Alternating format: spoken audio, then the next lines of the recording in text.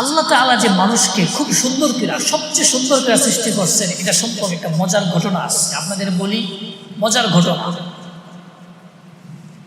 আব্বাসী খেলাফতের একজন শাসক ছিলেন, খলিফা ছিলেন, দ্বিতীয় আব্বাসী শাসক আবু জাফর মনসুর, ওনার নাম খলিফা আবু জাফর মনসুর।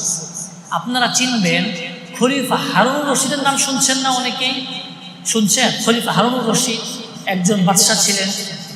হারুনুর রশিদের দাদা খলিফা আবু জাফর মনসুর, হারুনুর রশিদের বাবা আল মাহাদি, মাহাদির আব্বা আবু জাফর মনসুর। আবু জাফর মনসুরের একজন গুরুত্বপূর্ণ সভাসদ ছিলেন। ওনার সভার ভিতরে থাকতো একটা ব্যক্তি, ওনার নাম মুসা, ঈসা ইবনে মুসা হাশেমি। ঈসা ইবনে মুসা হাশেমি। উনি ওনার স্ত্রীকে খুব ভালোবাসতেন। এই ঈসা ইবনে মুসা ওনার স্ত্রীকে অনেক ভালোবাসতেন। একদিন জ্যোৎস্না রাতে, ওই যে পূর্ণিমার রাত, চাঁদ খুব আলো দেয়, ওই রাতে স্ত্রীর সাথে খোলা আকাশের নিচে গল্প করতেছিলেন।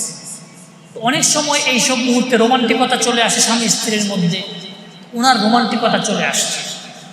উনি খুশিতে চাঁদের দিকে তাকাইতেছেন আর স্ত্রীর দিকে তাকাইতেছেন। তাকায় স্ত্রীকে বলছেন, আনতি তালিকুন সালাসান ইল্লাম তাকুনি আহসানা মিনাল কমার।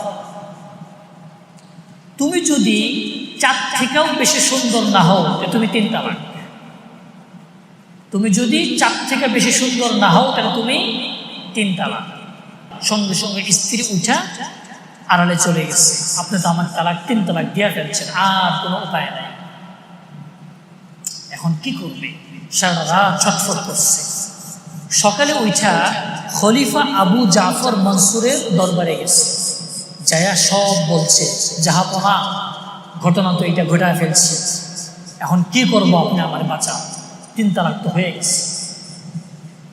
এখন ওই জমানার শাসকরা অনেক নেক শাসক ছিল। উলামায়ে কেরামের পরামর্শ শুনত, উলামায়ে কেরাম যা বলতো শুনত। উনি বাগদাদে, যেহেতু খলিফা আব্বাসী খেলাফতের রাজধানী বাগদাদ ছিল, বাগদাদের উলামায়ে কেরামকে জমা করছেন। বলছেন, এ তো আমার মন্ত্রী স্ত্রীকে অনেক ভালোবাসে, কালকে রাত্রে এই ঘটনা ঘটায় ফেলছে, আপনারা মাসলা বলেন।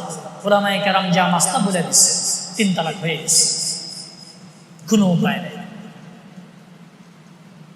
দরবারে আমাদের হানাফি মাযহাবের ইমামে আযম আবু হানিফা রাহমাতুল্লাহি আলাইহি একজন ছাত্র বসে ছিলেন চুপচাপ।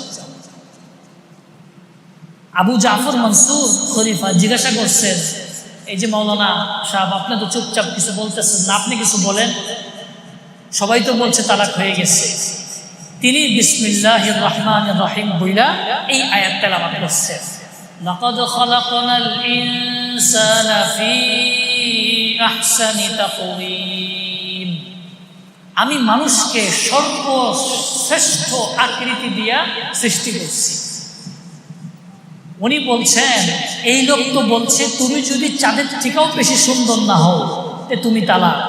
আল্লাহ বলছেন মানুষ হচ্ছে সবচেয়ে শ্রেষ্ঠ সুন্দর।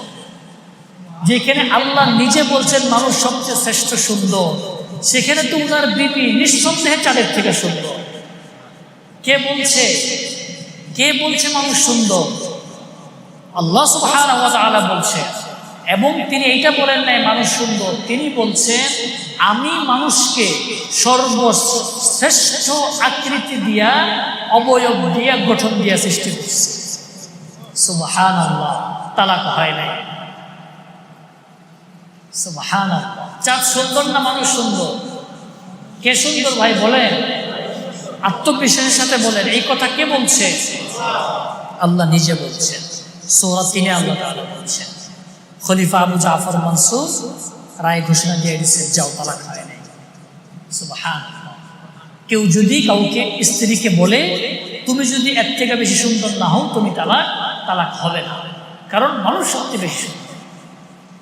সুবহানাল্লাহ।